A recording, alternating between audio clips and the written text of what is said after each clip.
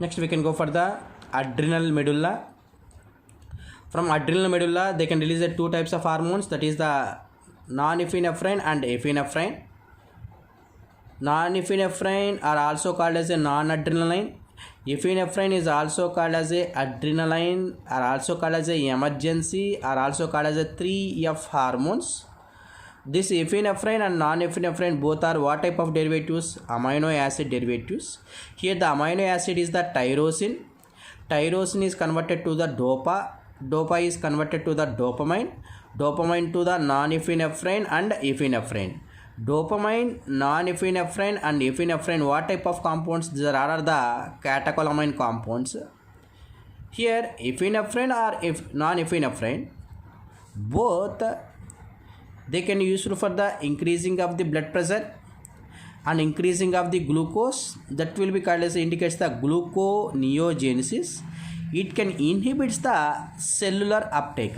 Inhibits the cellular uptake means here they are not able to store the glucose, that will be indicates inhibits the cellular uptake, not able to takes place, the not able to store the glucose, that will be converted to the glycogen. Simply it can utilize the glucose and the work is going on, but is not able to use for the storage. And then mixed gland, that is the called as a pancreas. The mixed glands, one is the exocrine glands, another one is the endocrine glands. Exocrine glands having a specialized cells, that cells is called as acini. From that it can release the pancreatic enzymes. And endocrine glands, they can release the hormones. Here that is they having group of cells, that is called as islets of Langerhans. Now in these islets of Langerhans, mainly they having two types of cells. One is the alpha cells, another one is the beta cells. Alpha cells, they can release a hormone that is known as a glucagon. Beta cells, they can release a hormone that is a insulin. Here glucagon, at what time it will be released? When hypocalcemic condition. What is hypocalcemic condition? When in your blood glucose level is low, at that time glucagon hormone it is releases. It can undergoes glycolysis, lipolysis and proteolysis and releasing of glucose.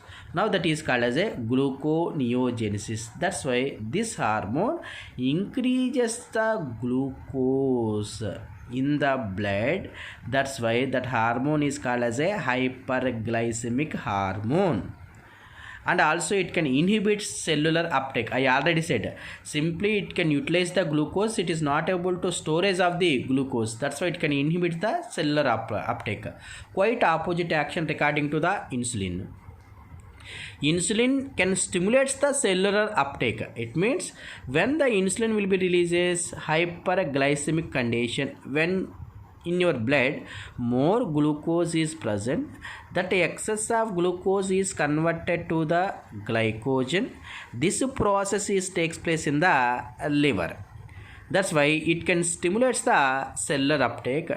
Due to the insulin deficiency, glucose is not able to convert it to the glycogen. Now that excess glucose present in the blood, that condition is called as a diabetes mellitus, that will be indicates as sugar. And other non-endocrinal glands, from the kidney they can release a hormone that is known as a erythropoietin hormone. This erythropoietin hormone in bone marrow, it is acts on erythropoietin progenitor stem cells. This erythropoietin progenitor stem cells can be differentiation and producing of a RBC.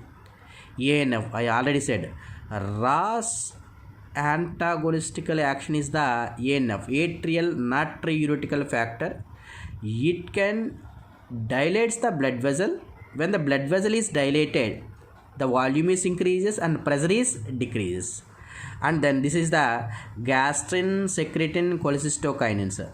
Here gastrin, it is a local hormone in the stomach. It can action on gastric glands and also can release the HCl and pepsinogen. Secretin can release from the duodenum, but action takes place in the pancreas region and stimulation of water and bicarbonate ions in pancreatic juice. Cholecystokinin mainly that also releases from the duodenum. It is mainly used for the contraction of the gallbladder and releasing of the bile juice. Now